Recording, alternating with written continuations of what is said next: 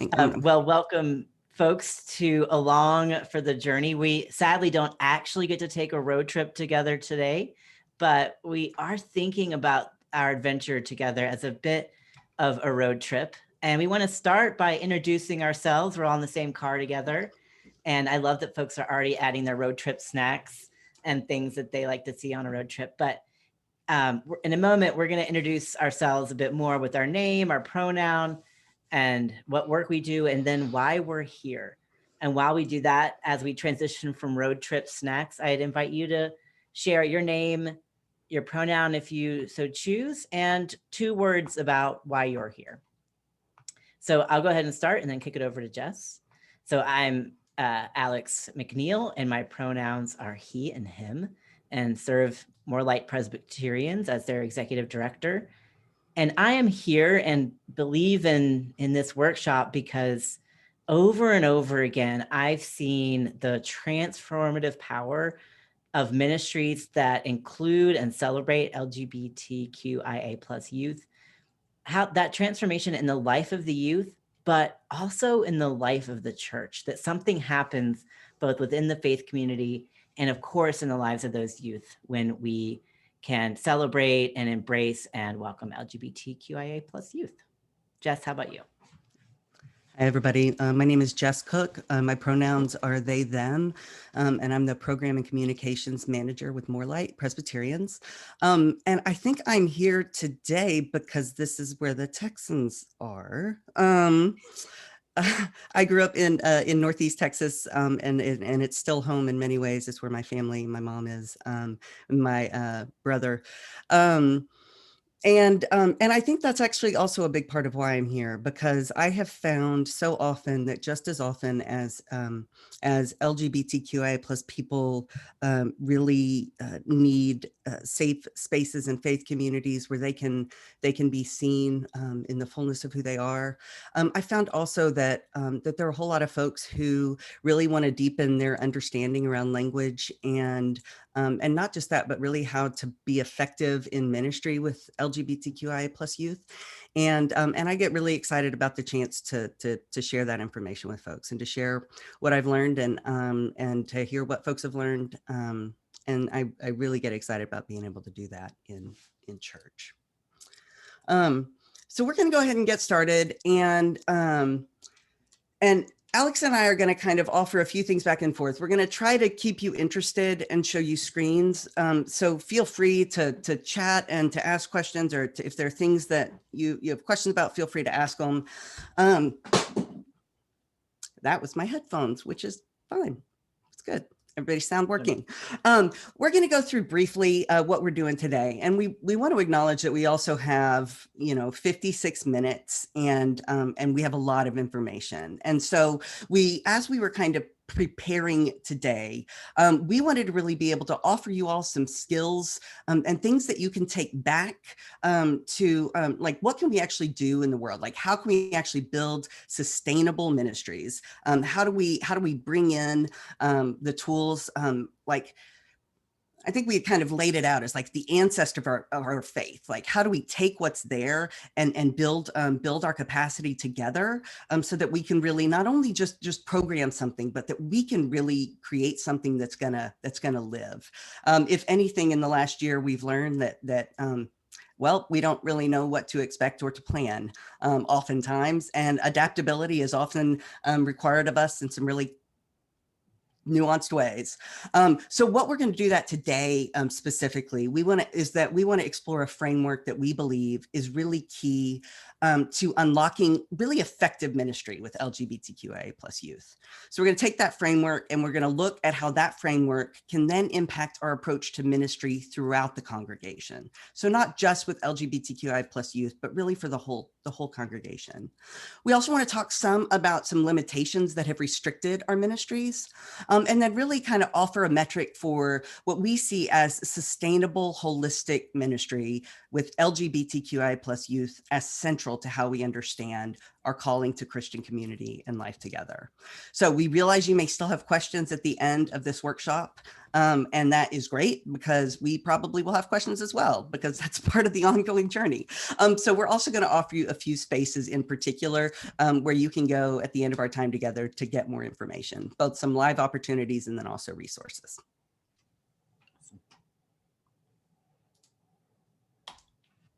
Thank you, Jess. So we've got our road trip map and we're going to get going. And I want to share a story that really, to me, started us, Jess and I, and Morelight on this journey around how can we best understand the ministry we're called to do with LGBTQIA plus folks, and in particular, youth. So I started as executive director at Morelight over 7 years ago.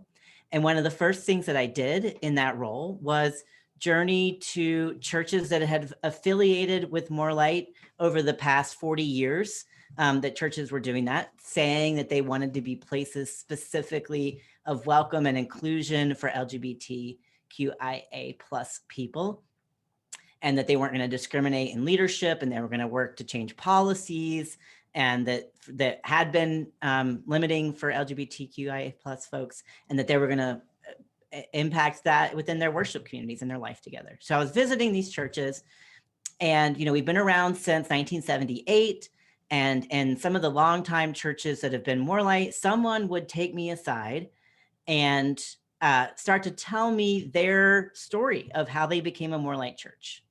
And inevitably, the story would follow the same kind of flow. And in one instance, we sort of hit a wall, and it exposed everything that had been ruminating around in me as I listened. So an older gentleman of the church took me aside and said, I want to tell you about how we became more light.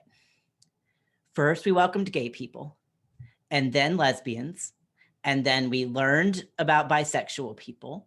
And now transgender people. He threw his hands up in the air and he said, what's next? He was truly confused as this unfurling of identities of people who had been welcomed within this space. He wasn't sure what to expect next.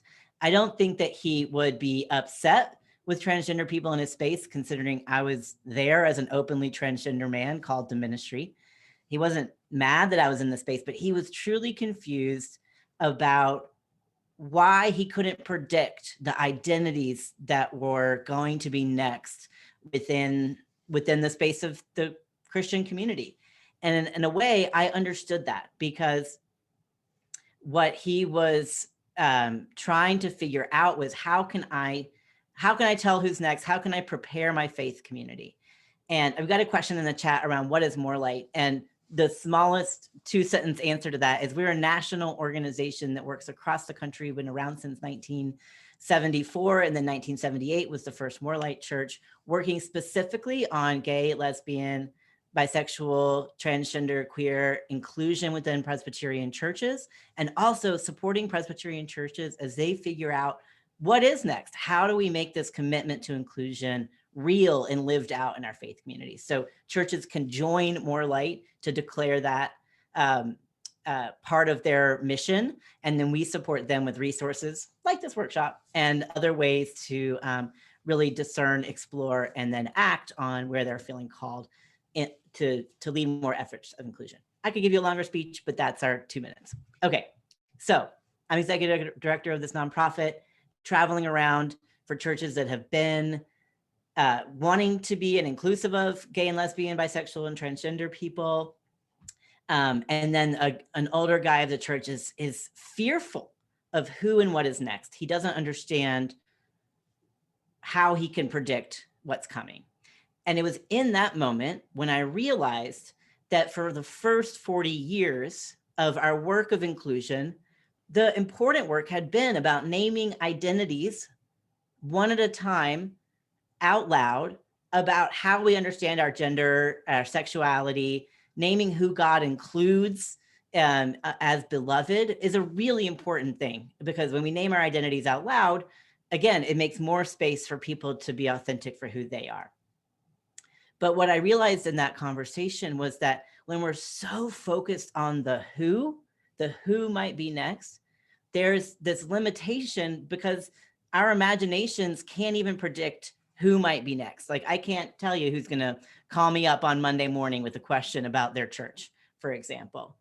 And it was in that conversation that I realized we actually needed to think more about maybe who God is as a way of understanding what we're called to. And it was when I was watching the show, The Cosmos with Neil deGrasse Tyson. It was a nerdy science documentary that came out a couple years ago now, when it hit me, this understanding of God that I was looking for. In the show, the first episode, Neil deGrasse Tyson tries to explain to us how big our universe is. Starts on Earth, zooms out into our solar system, out into our galaxy, out into galaxies that are close to our galaxy, and then zooms out even further. It says, even with all of this vastness of space, the universe is still expanding. And I realized that if we as Christians believe that God is the creator of the universe in whatever way we understand that, that means that God is still expanding, that our understanding of who God is bigger than we could ever imagine. And that the trouble is in this concept of welcome, in the concept of our ministries, that we've started to express welcome as a series of ors, gay or lesbian, bisexual or straight, transgender or cisgender, and not in the fullness of and. That over the past 5,000 years of our faith, we've tried over and over again to even name who God is. In the Bible, we have so many names for God. We have ways of describing God as a potter, as a creator, as Elohim, as Yahweh. And yet there's no one name that fully encapsulates God. Perhaps I am who I am might be the closest. But that's a wonderful thing to have many names for God that we can't even, and I think the trouble is we've tried to create a God in the image of us sometimes, rather than recognize how we are created in God's image. So if we believe in a God of abundance, what does that mean about us? So if God is continuing to expand, the way I wrote this for myself is that we believe in a God of abundance, of ever expanding possibilities. And that what would it mean if then we understood ourselves in that same way? So this led us to a new founding has come of how in our ministry at More Light. I realized I can't see the slides yet. Where are we? Yes, perfect, Jess, thank you. So we started to articulate at More Light that God is bigger than we can imagine. And that instead of seeing this vastness of God and being scared, that we're actually called to confront God's holy abundance with awe and wonder. I know there's a lot of Texans out here, and I've had the privilege of, though I grew up in the mountains, being in prairies, being in these places where these huge night skies can almost feel overwhelming with the stars and the universe that you can see, with the naked eye. And yet recognizing that, and for some folks, when they see that image of a vast night sky, for example, if you're camping, they might want to zip up the tent and go back to your protective quarters, and not have to confront this bigness, but that our posture is one of awe and wonder. And that brings us to a way of receiving our own sense of abundance, that we are abundant because our Creator is abundant. And then we receive others with the same sense of awe and wonder.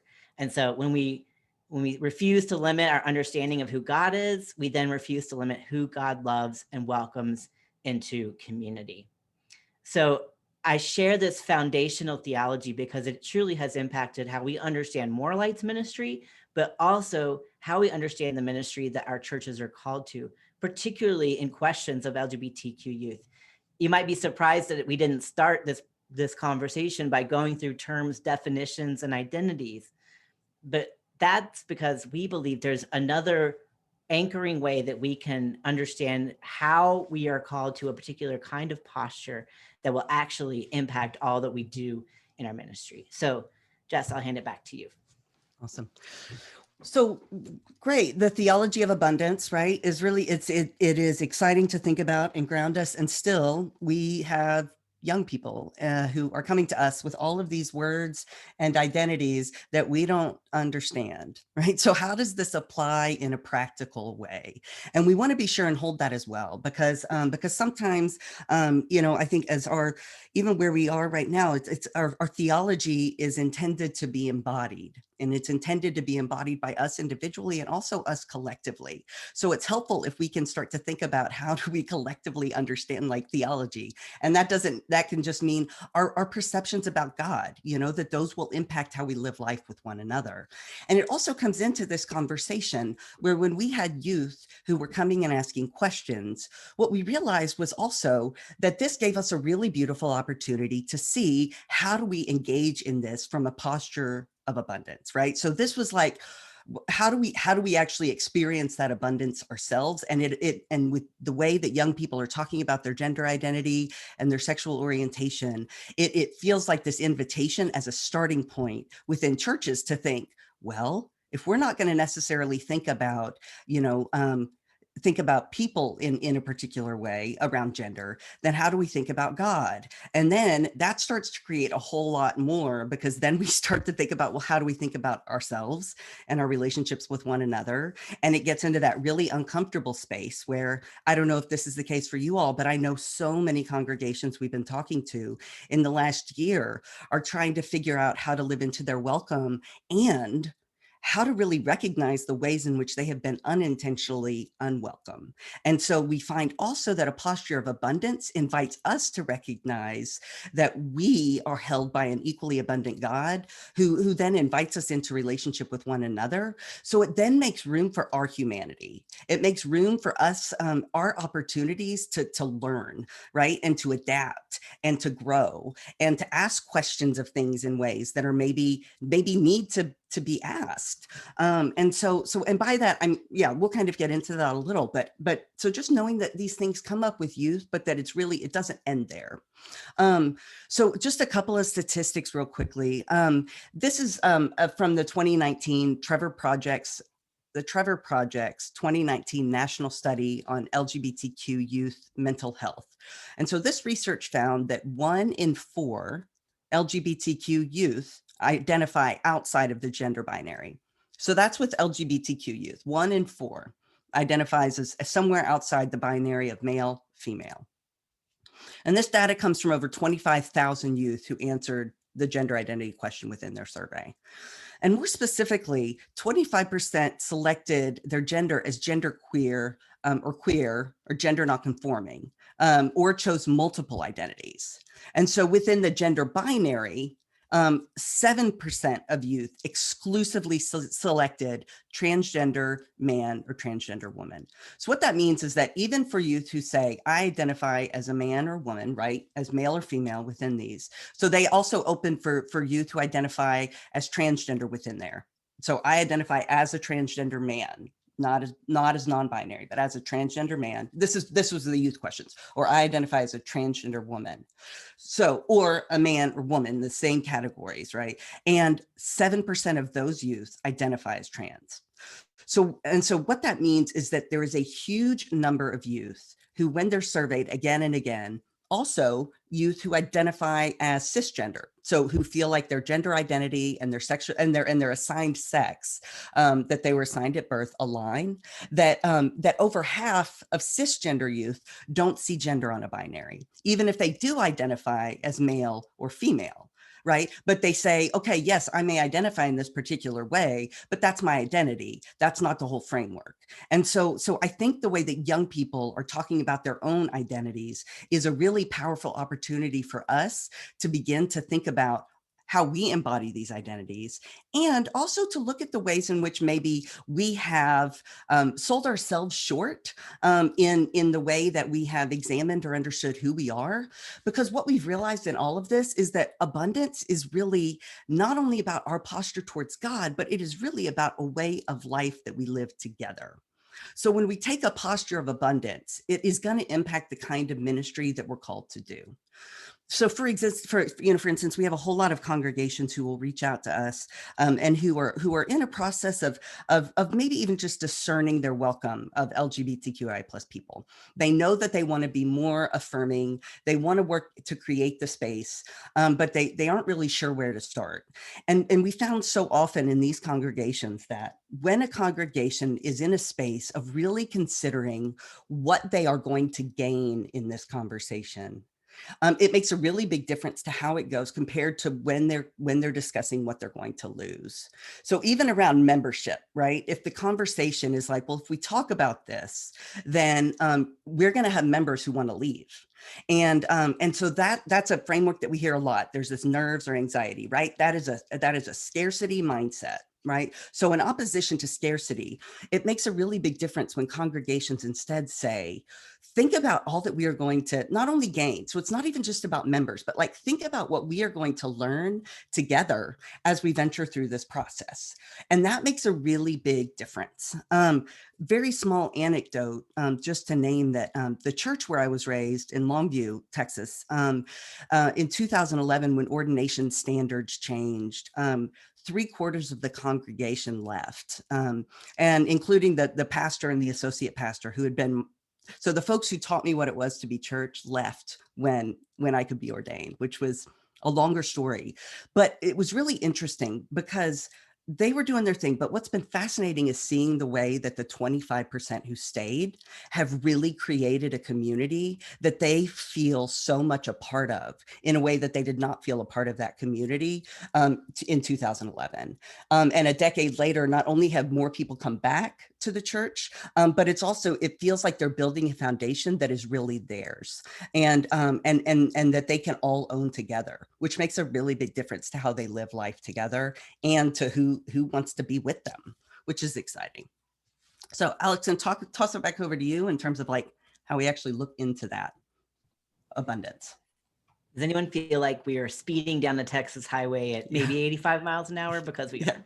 So that feeling is mutual. And so if you need to take a deep breath, here we are. And I consider this, we call it our covenants of inclusion. And we do this covenant in many, many workshops that we lead. And I do declare that it is one of the most important slides that we will see today. And it is the foundation. If we have abundance as our theology, this is our metric for our practices that we can examine over and over again around how well we're doing around these covenants.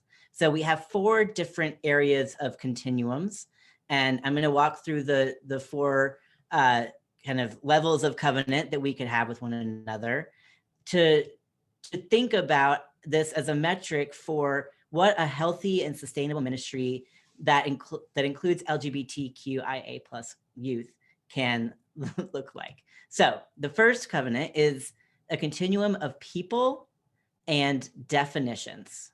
So a lot of times when we do our workshops, people come to us and they want to know every single term, like every single vocabulary word they could ever know about the identities of LGBTQIA plus people. And that is sure important. But often what happens if we're on that side of the continuum, when we're encountering someone that might match with one of the terms we know, we spend more time trying to match their lived experience to the term and not getting to know them as a person.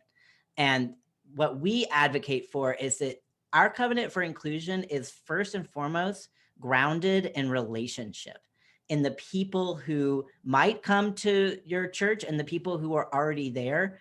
Inclusion is about getting to know someone on a deeper level and inviting that reciprocal relationship with that person. And if they're sharing something about themselves that doesn't match a definition that you have, then that's okay. That might be unique to that person. As a transgender man, who I am is not universal. Who Jess is not necessarily universal.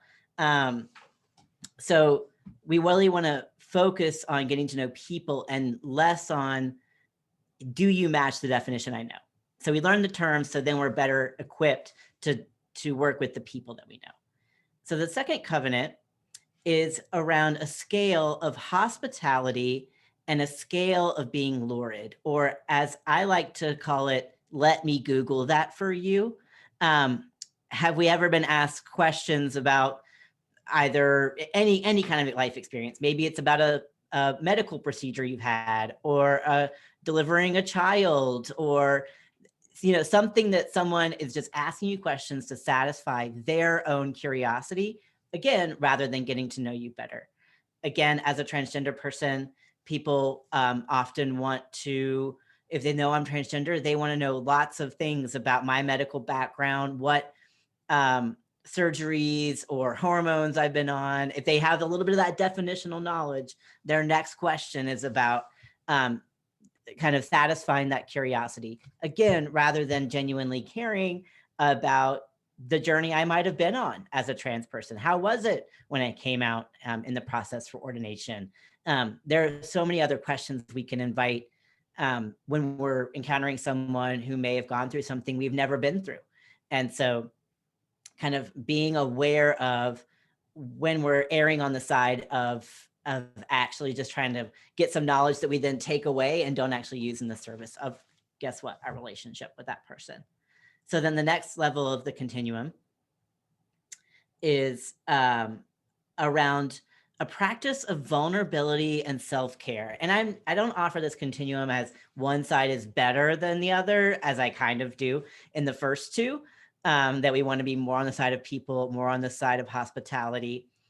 Vulnerability and self-care come into this because when we're in a process of deepening relationship, either with an individual, with a community, or with our congregation, it's important for each one of us to recognize, am I in a place to share of myself in this moment? If I'm in a reciprocal conversation, am I ready to be vulnerable? Maybe we're talking about race and whiteness, and it's hard to be vulnerable about those things. If we're talking about sexuality or gender identity and we're not as familiar, it's hard to be vulnerable. But that is what is asked of us as we're trying to deepen relationship and knowledge and inclusion. Now, I call the other side of that continuum self-care, but I think it's probably more like self-protection. When do we need to just take a step back and take a breath and actually say, you know what, I'd love to keep going in this conversation. I'm recognizing I might need some space to process this before I'm ready to keep going. I think often in tough conversations, we kind of just want to plow through it until we either crash or burn out. But instead, it can be a really powerful and transparent thing to say, I love learning this, but I'm at my max capacity right now, and I need to take a step back. And so that's negotiating between our ability to be vulnerable and our need to take care of ourselves. And then the final level of the covenant for inclusion is really examining where we are around acceptance versus the other end, which would be tolerance. Like, yeah, you're kind of welcome here, but don't rock the boat. Versus acceptance, which I see as we both welcome you and your wisdom, your depth of experience, your like how you might change this community as a part of being part of it. And so we see kind of churches grapple with this all the time. Like, how much are we willing to be changed by this conversation of inclusion? So we offer these in a continuum because it's never either or. It's all you could always kind of slide this your little toggle button in any given hour, moment, and day. I think that all of these interact with each other. Again, you can be invested in relationship or like valuing a person, but also be kind of lurid about it. You could be doing so for the purposes of tolerance. Like this is a constellation if you actually look at the different places where you are, but it is an important thing we can hold and wonder about as we're making decisions, as we're in conversation, not to second guess yourself to infinity and beyond, but also to recognize it's never as simple as, are we just making a decision to do X, Y, and Z? So we offer these because we're starting to break apart this idea of ministry as either or. Because what we recognize in the work of abundance is that it starts to dissolve some of the binaries that I think have been intrinsic to our ordering of the world and our and the ordering of our ministries. So I want to do a little like, what are we even talking about binaries? And offer a bit of a definition that I found really striking. So often when we're talking about gender and sexual orientation, we hear the word binary in terms of the ideas of male and female, this language of or, either you're gay or straight, which we know, of course, we have bisexuality and pansexuality and all kinds of things that break apart that binary. But we also have this idea of a binary as kind of beyond just gender and sexuality. And I looked it up in the dictionary. The definition of binary is a division into two groups or classes, things that are considered diametrically opposite. And I pull that definition forward because when we look at diametric, that's like two magnets that are like never gonna click. There's this element in there that's, I think, takes what we might consider as just side by side and actually turns it into a hierarchy with power on one side and less power on the other. And whether or not we're intentionally doing that, I think our world has been constructed for particular reasons to reinforce some of those power dynamics. And I think it's especially insidious when we start to look at it in terms of the framework of our ministries. So I want to spend a moment looking at where binaries show up in our ministry. And I'd be curious, y'all have been doing an amazing job in the chat.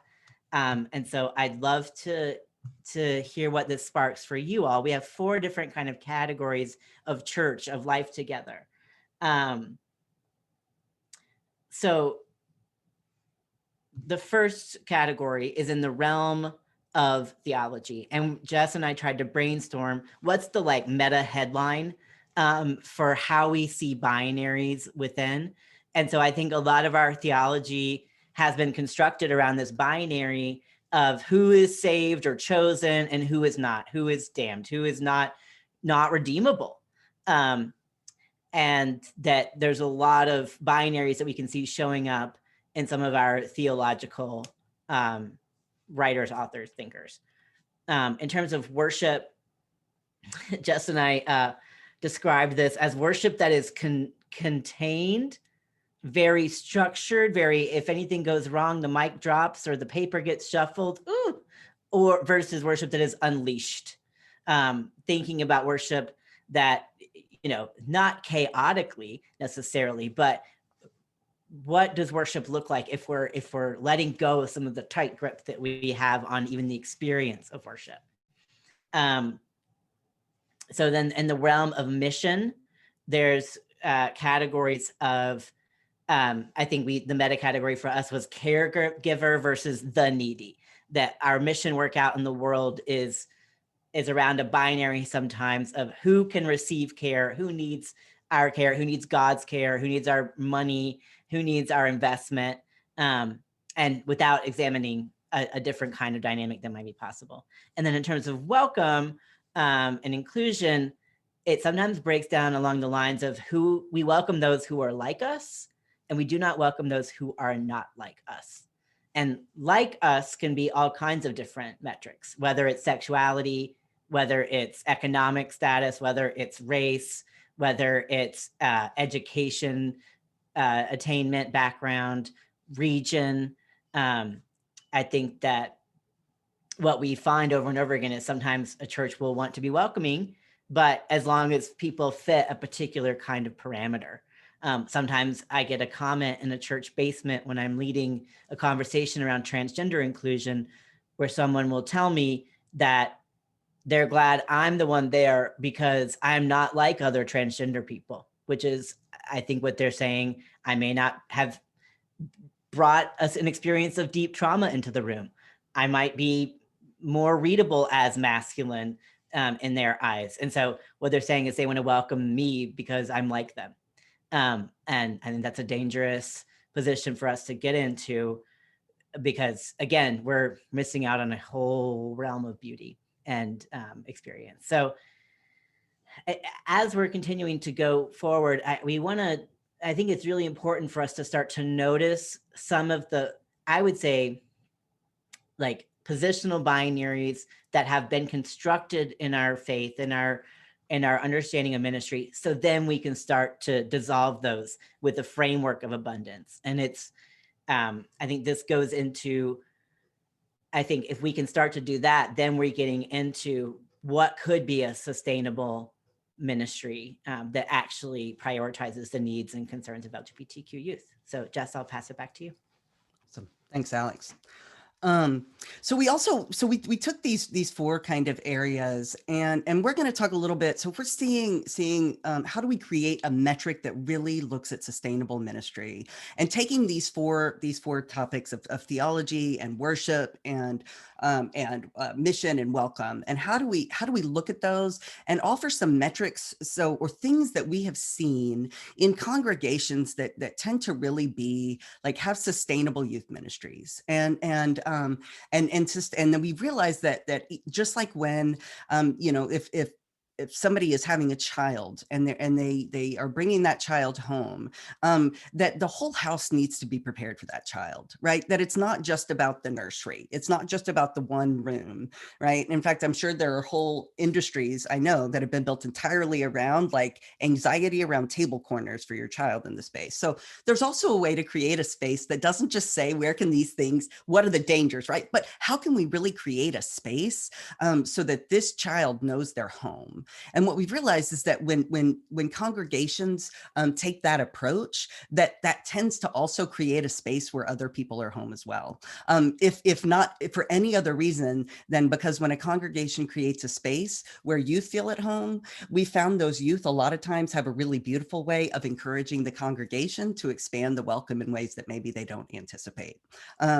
Just, how many times do you have youth who come to the session and say, we need to do this. This is a thing, and it's hard for session to turn them away. I do also tell youth when I talk to them that if they mention their baptism, then it is even harder.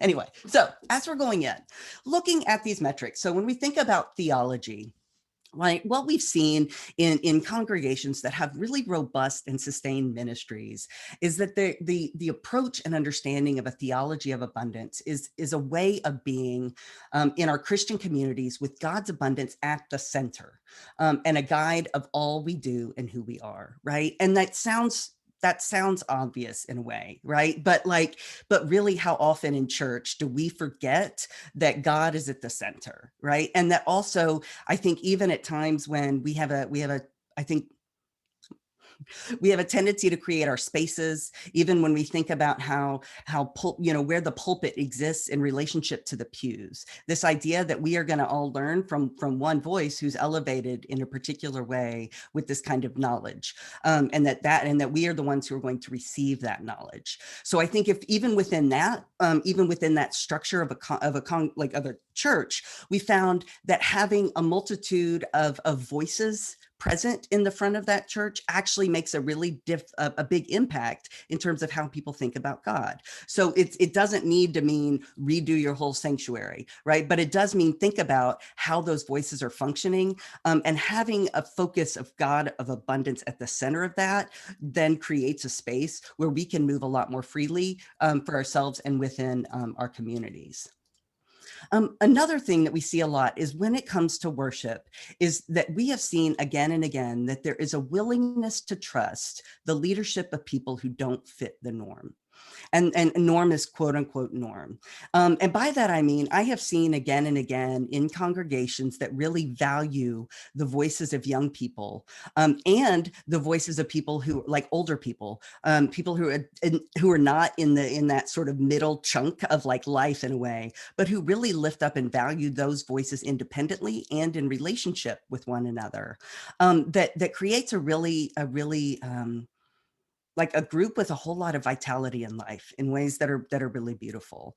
And so it's also, I think, in similar ways, when I just recently had a conversation with a church that is in the process of becoming more light, and when I heard that they had said that they had had a Sunday school class the week before I visited, and they had a youth who led the Sunday school class, and also I knew that the entire staff of the pastoral leadership is two women.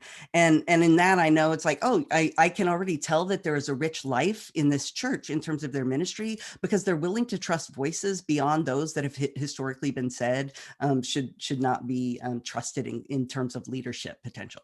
So there's a willingness to look beyond that, and not just with age and with gender, but I think recognizing that like all of us are we're all part of the body of Christ. There's not a future of the church and a past of the church if we're all in as we're living right now. This is the now of the church.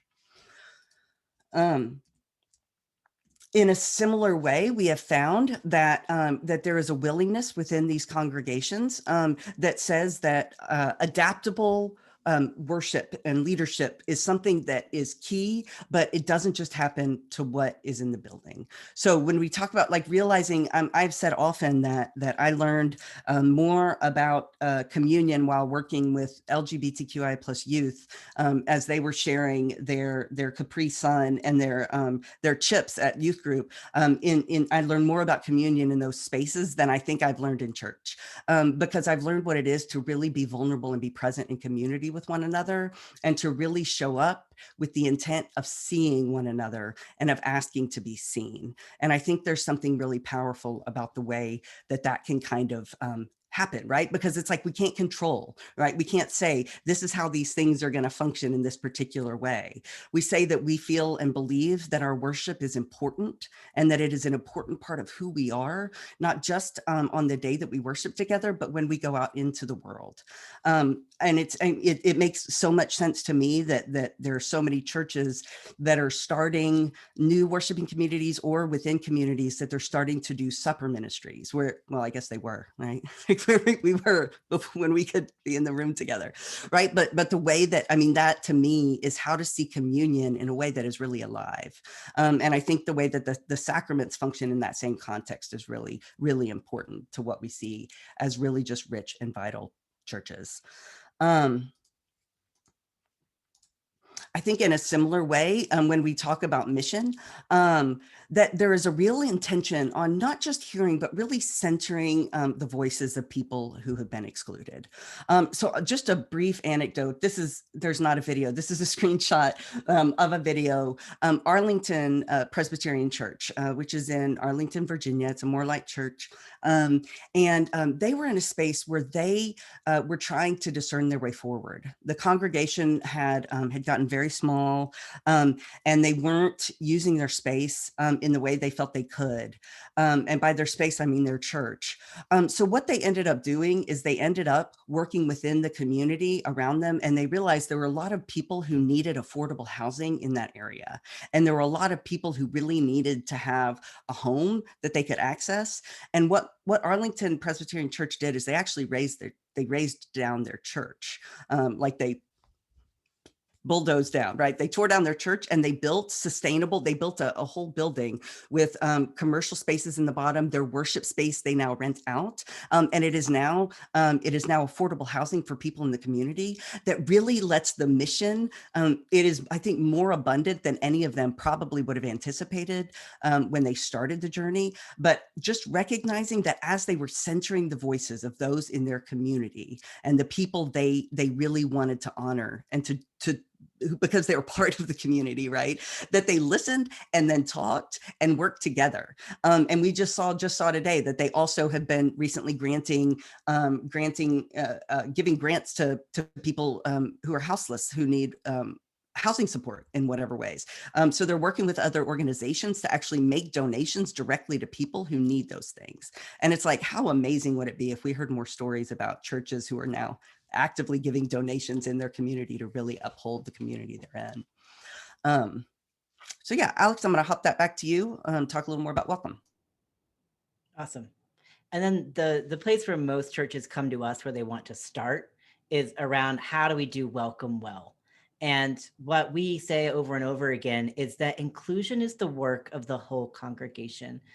And what's beautiful about centering this work, starting with LGBTQIA plus youth, is that it does allow us to think about, just as Jess was naming, that we're not just limiting youth to one room, to one space, but how do we welcome youth throughout the whole of our congregation, especially when we are able to consider that part of our work is nurturing youth along their journey. So I got a chance, West Raleigh Presbyterian Church, we've been working with for the past year. They're in the process of discerning, becoming a more like congregation. But along the way, I was doing a workshop with them around sexual orientation and gender identity, like really digging deep into those terms, definitions, but also our own experience of gender and growing up in the cultures we were.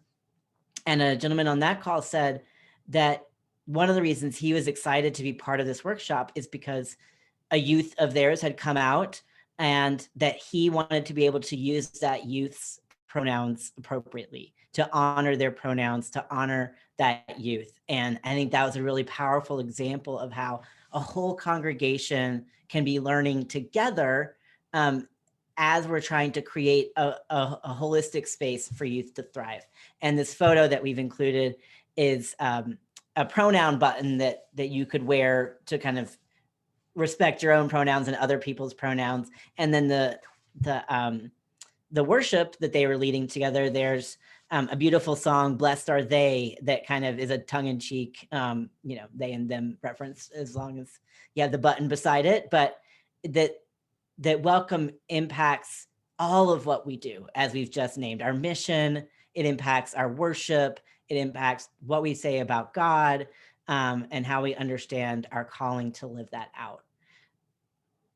So I want to move into, so what would this look like then if we applied these metrics to sustainable practices and abundance to ministry with LGBTQIA plus youth? Often people want to start right at this last question, which is, okay, so what do we do about a lock-in? What do we do when a youth comes out? How do we change pronouns for a youth, for example? And so what would it then be if your church was trying to figure out lock-ins, and from a place of abundance, you thought, well, we don't necessarily need to divide youth along a gender binary. We do have a value that we don't want youth necessarily to be engaging in a kind of sexual or intimate relationships during youth group, which is completely valid. So how do we help preserve that safe space for people to be in friend relationship, but not necessarily have to put youth, queer or trans youth, in an uncomfortable situation? And Shelley Donaldson, one of our friends and longtime APSE person, she shared a practice that she uses in her youth group, which is whenever they go on trips or have a lock-in, they try and use the biggest room possible. And she's like, you have to have one Shelley in between you, which is her size. She's like, here's me. And you have to have one Shelley in between your sleeping bag, and we're all going to be in the same room, rather than trying to segment into different rooms. Or if it's a huge group, 2 giant rooms, but that the chaperones can be chaperones and make sure that youth are kind of maintaining the standards of conduct and behavior that they've set out, but that's not premised on having to separate by gender. And that can be an entirely kind of powerful way to welcome youth. Jess, things you want to add to that? Yeah, I would love to also hear. I think also I want to back up real quickly about something around worship that I realized I wanted to hold on to and come right back, because one of the things I've said recently that hadn't occurred to me quite as strongly until COVID, when people were so anxious about how to worship online, right? And I had this really clear moment when I was like, wait a second, if you want to talk to folks about how to have really meaningful worship outside of church, talk to queer people, because you want to talk about meaningful church. It's like, like I can tell you that my experiences of being among LGBTQI plus like brothers, sisters, and siblings and having worship there, it's like, you know why you're there in a way, right? There is a clarity. I think that sometimes happens. I think there is this really beautiful presence of the spirit, I think, within folks who are told that they are not welcome in church, but who refuse to believe that, you know. I mean, I think for me, that's even just in my own life, that's how I kind of realize that. But it's like we realize sometimes that it's just like having another perspective on something, and it's like, well, this is great, you know. Like I'm thinking about how many congregations we've had reach out to us who have said that it's really been this really beautiful opportunity because they realize people are visiting, and so they can really then get an idea to visit a congregation online. And then the church realizes they're actually deeply blessed by a wider understanding of what community can be. And it's like, we didn't realize we were unintentionally doing X, Y, or Z. And so I think that's a big part of it. I think it's also like, I think the other thing that comes up in particular with youth is also like, listen to the youth, you know, like even ask, what do you feel like you need? And I think that, for folks who work with youth, this is always kind of a given. I think if folks who work with youth and really, you know, I think honor and value the autonomy and the creativity and the cleverness of youth. You know, I found again that that's like a willingness to not just say, we're going to create space for you, but also what do you need in that space? And that I think has been the biggest kind of like metric, because it values the autonomy. But I would love to hear also if folks have, what things are you seeing, or are there things that maybe questions or responses or anything like that?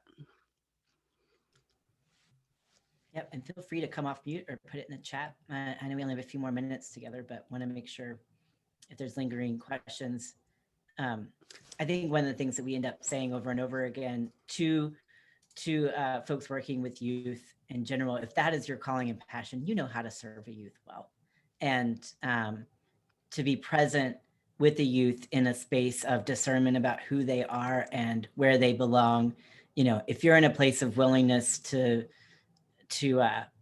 kind of receive with openness what that youth is saying to you, then I think that's the first step. And then the second would be affirming that youth is beloved by God, and that maybe the congregation you're serving might not say that, but can you help connect them to spaces where they can find that out and live that out. I think that's something we encounter a lot in these conversations, is maybe the church you're serving is not that far along in the journey of inclusion, but if you're in a different place in your church, you're still able to be that one adult in their life that might be able to affirm who they are and let them know that there is space for them in this world. Mm-hmm. Thoughts? What are you wondering about?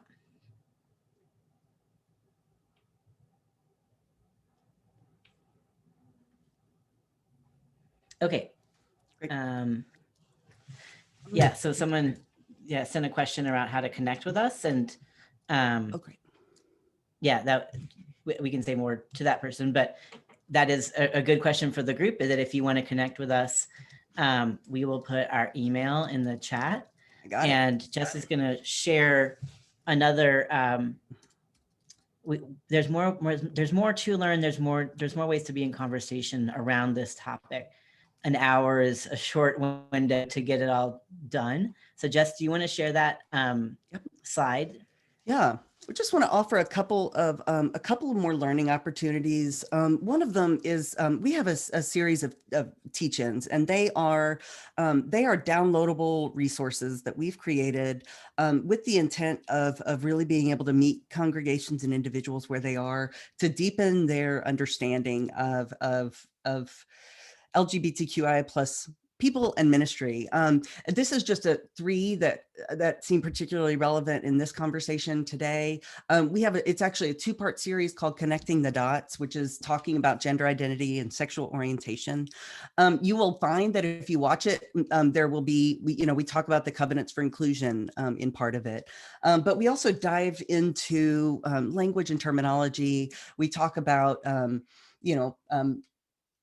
kind of I mean, it's just a deep dive around pronouns, how to use the singular they.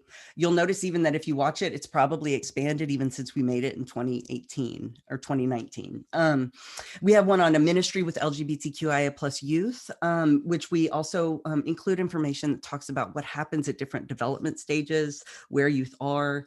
And then we finished a series last year on racial justice that is a 3-part series that was trained. The lead trainer was Jessica Vasquez Torres, who is a More Light board member, but even more is one of the lead trainers for Crossroads anti-racism community organizing and training.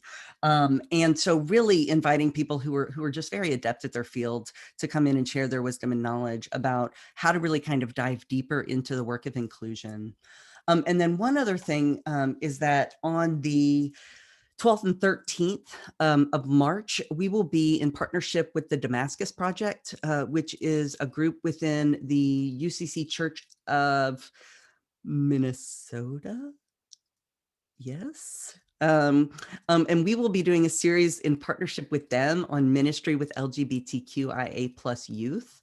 And it's actually, Alex has been connected because it's a good friend of his we've been working with. So if there are more details around that event, you can register. We'll drop, that has already been dropped in the chat. Yeah, so those are it'll coming be up. It'll be a hybrid pre-recorded and live webinar learning opportunity. And I'm really excited about it because it'll be bringing kind of our best wisdom about ministry with LGBTQIA plus youth, and you'll be in connection with other folks from across denominational backgrounds. So I'm really excited about that. And so there's the dates for the live events, but there will be pre-recorded materials that you can have access to as well as the post recordings. Yes, and Emily, we do have a newsletter and an email chain. We have a way to connect with More Light that we share frequently. So you can join as a member and fill out a little info form, and you'll get our regular updates. Then we're on the socials at More Light Presby on Facebook and Instagram, and share often there about opportunities to be engaged, opportunities to learn and join with us. So I know we're almost at time, and I just want to appreciate you all for showing up and learning and wanting to be in connection with the youth in your ministries, particularly those who are LGBTQIA+. Your presence in their lives means a whole lot. And I know for sure I'm in ministry because of the youth leaders I had who affirmed me when I came out over whatever years, 25 years ago. Even though they didn't know necessarily all my terms, definitions, and my life trajectory, they told me I was beloved, and continued to journey with me in terms of the faith community that we were part of. And it's made all the difference.